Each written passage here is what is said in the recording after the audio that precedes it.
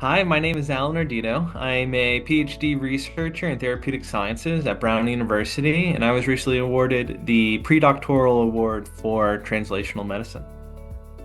My scientist origin story was unlikely. I did very poorly as a student when I was a child. I limped out of high school, bottom of my class, and would have never imagined a career in science.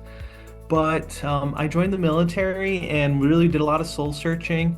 And like so many other biomedical researchers, my genesis into science came with a loved one, got sick, cancer diagnosis, and I found myself thinking, what is cancer? What's happening here?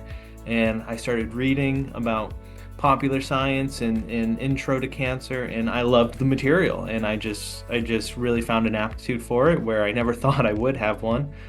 And the moment I walked out of the military, I started undergrad education and loved every second since.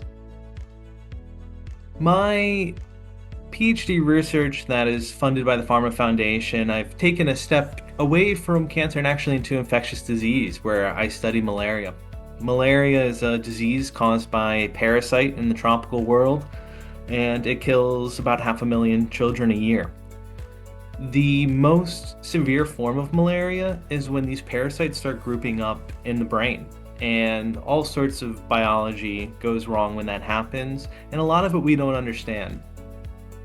My PhRMA Foundation research is surrounding how malaria parasites affect the brain biology. Once we can understand how parasites disrupt biology of the brain, hopefully we can engineer vaccines and small molecule compounds that can alleviate the worst symptoms of cerebral malaria. We're very fortunate to have great colleagues across Africa. We have a group down in Kenya, in Kisumu, where children come to the clinic, where they're able to seek treatment.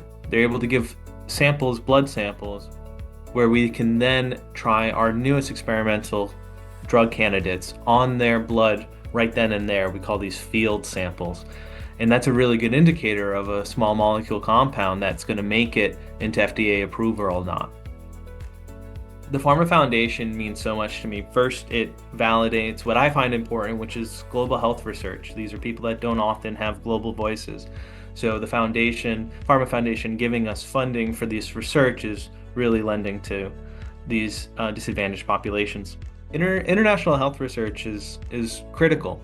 I didn't choose where I was born. People that were born in malaria endemic regions didn't choose where they were born. And for the first time in human history, we can neutralize that luck or unluck.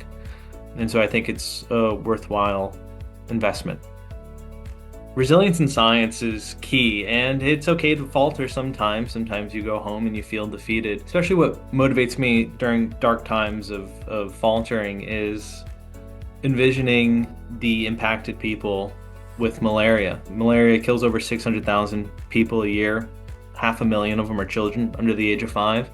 And if you sit and visualize what 500,000 children look like, that's nearly an entire US state population of children that are dying, what I would say, unnecessarily. And that's a really strong motivator for me. My future career goals aren't set in stone. I'm really bouncing between two possibilities. One of becoming a physician scientist, so add one more degree on top of the PhD, go for one more round, pick up my MD, where I can both do basic research and help these affected populations. Or the other possibility is working in academic science. I really love the freedom to study what I want. I love the passion. I love the people that filter into academic science. In my future, I definitely want to stay in infectious disease. I really feel like infectious disease, especially things like malaria, are suitable for eradication. I'm hoping by the time my grandkids are around, we can say that there are no more malaria deaths. And I would really like to be a part of that research group that makes that happen.